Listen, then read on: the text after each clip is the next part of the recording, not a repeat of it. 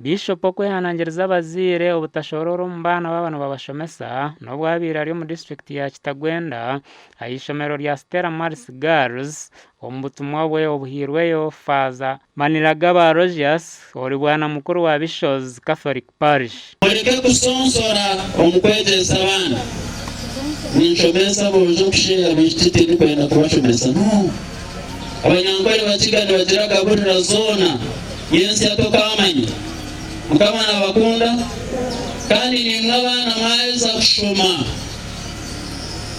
okuba mwishomero kwanya no kugira ngo munyensi abo abana bo mugashome mugasira abazire banyu, but the most important mubafeho omyaka yabo ya bukuru.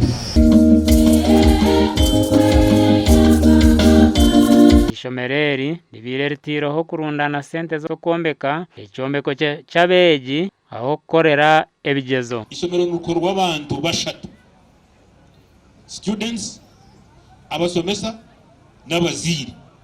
So nchimanyisa ngo abasomesa bari aha, abasomesa especially government, this government secondary teachers who are here.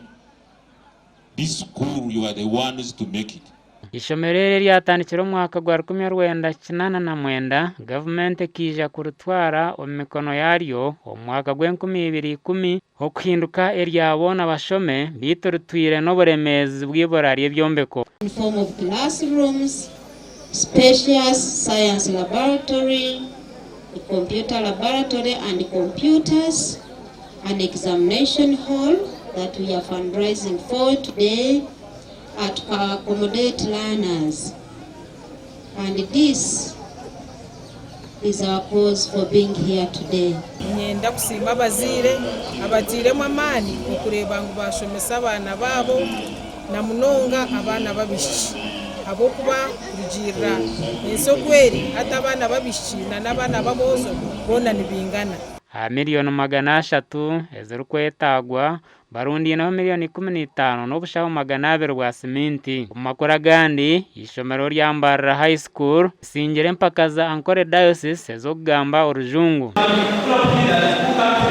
Mbarara High School eritine na Revival Girls omukamaririzo kempakezi ezetabirwamo amashomero garukika 20 ku rw'ombicweka bitari bimwe na bimwe ebya Diocese ya Ankole. Empakezi wana zitebekanisiibwe ayishomero rya Isingiro SS omuri Kabingo Town Council omuri Isingiro District. Hariho amashomero 20 agari ya musingi gw'ekanisa ya Uganda g'obureberezi bwa Ankole.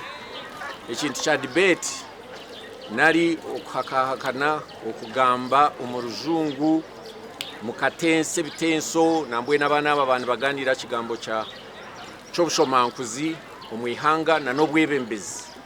Kirimwe ebintu bingi abana ebibakwega cyo kubanza bakora research bandi baza kugamba topic nkezo kibahwera kuchondoza. Reverend Canon Agasha Muhwezi orukore by'obwegesa habwa Ankole Diocese ashoborire kigenderwa cyo kutaho empakezi.